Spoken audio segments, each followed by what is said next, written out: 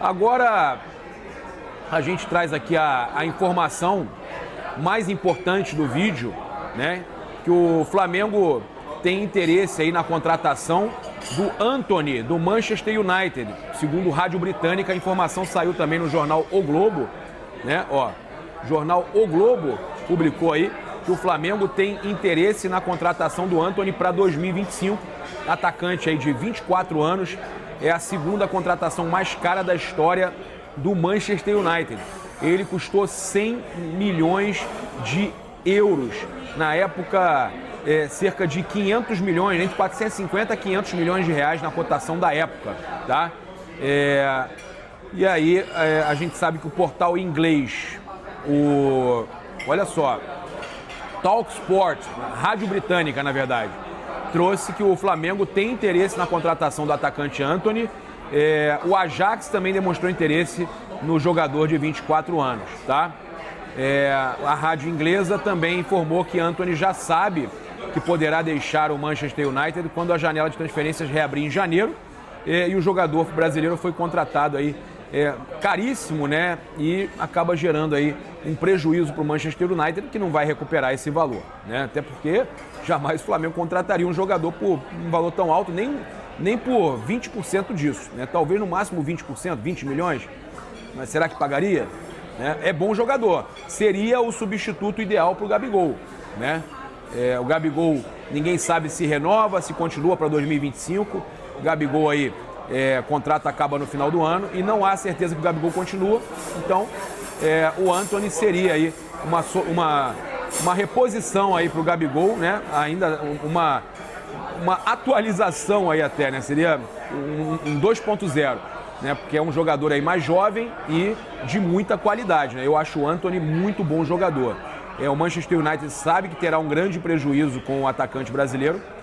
Antony disputou 87 jogos pelo clube inglês, marcou 12 gols e deu 5 assistências apenas. Cara, é muito pouco, tá muito mal lá, né? Eles tentaram emprestar o jogador, que inclusive deixou claro o seu desejo de sair do clube, mas não teve sucesso. Fenerbahçe, Ajax e times da Espanha, França e Arábia Saudita estavam monitorando a situação do atleta, que acabou permanecendo no Manchester United após o fim da janela. O atacante brasileiro convive aí com um banco de reservas neste início de temporada e não tinha muitas oportunidades também com o Erik ten Hag, né? Então, demitido do Manchester United ontem. Então, para piorar a situação, o Antony se lesionou com apenas 17 minutos em campo contra o Fenerbahçe pela terceira rodada da Europa League na semana passada. Então, que fase vive o Antony lá, né? Muito mal, e pode ser solução para o Flamengo, sim, tá? Pode ser solução para o Flamengo, sim. Eu estava falando com vocês.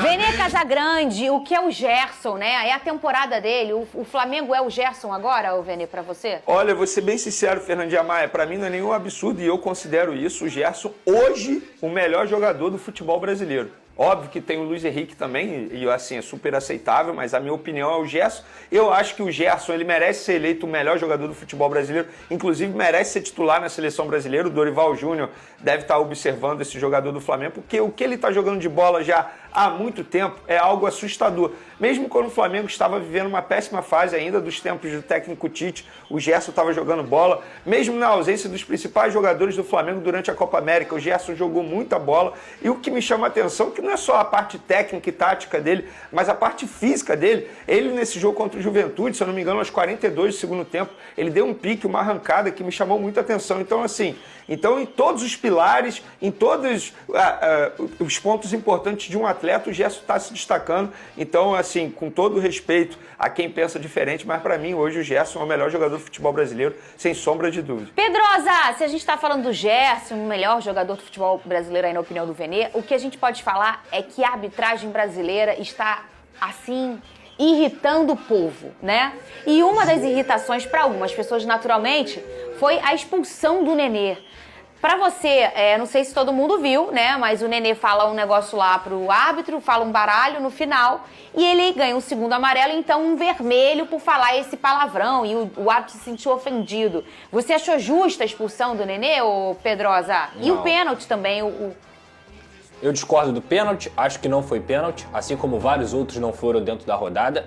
eu discordo da expulsão, eu acho que é um ego de cristal do Braulio patético, tá? Ele expulsar o Nenê porque o Nenê xingou um palavrão ali que nem foi direcionado pra ele. Se fosse direcionado pra ele, eu até concordaria com o Braulio. Mas foi um palavrão que a gente fala aqui, inclusive o Carioca, o Rio de Janeiro, que o Nenê não é carioca, mas viu aqui há muito tempo, que é um palavrão que é quase uma vírgula, assim. E pra ser muito honesto, se for expulsar todo mundo que xinga sem direcionamento, vai acabar o futebol brasileiro, porque todo mundo xinga dentro de campo. Então assim, eu acho que foi um ego de cristal bizarro do Braulio, uma expulsão vergonhosa que aconteceu nesse jogo contra o Juventude. Já aconteceram outras assim, mas isso novamente respinga no que a gente já fala aqui, que é o maior problema do futebol brasileiro. O campeonato da CBF, ele é manchado rodada após rodada por conta dos seus árbitros. A gente teve pênalti que não aconteceu no jogo contra do Vitória e Fluminense, a gente teve pênalti que não aconteceu no Palmeiras e Fortaleza, esse jogo do Maracanã também, não que isso tenha feito o Flamengo vencer, eu acho que o Flamengo produziu para meter 3-4 mesmo. O Flamengo foi superior ao Juventude, mesmo que o Juventude seja muito valente. Mas assim, a arbitragem do futebol brasileiro em todos os aspectos, para todos os clubes, é vergonhosa. Não tem critério, por isso que eles são afastados, daqui a 15 dias eles voltam, aí vão começar a apitar jogo de alto nível de novo, aí eles erram, novamente eles vão ser colocados na reciclagem, e a CBF tá sempre assim, ó, rindo e estragando o produto do futebol brasileiro. Novamente, essa expulsão do Nenê foi vergonhosa, mas foi só mais uma vergonha que aconteceu dentro da rodada do Brasileirão. É isso aí, nação rubro-negra, vocês acabaram de ver o paparazzo rubro-negro falando sobre essa bomba que acabou de sair. Flamengo mira a contratação do atacante Antony, de 24 anos. O jogador está, assim, em baixa, né, lá no Manchester United.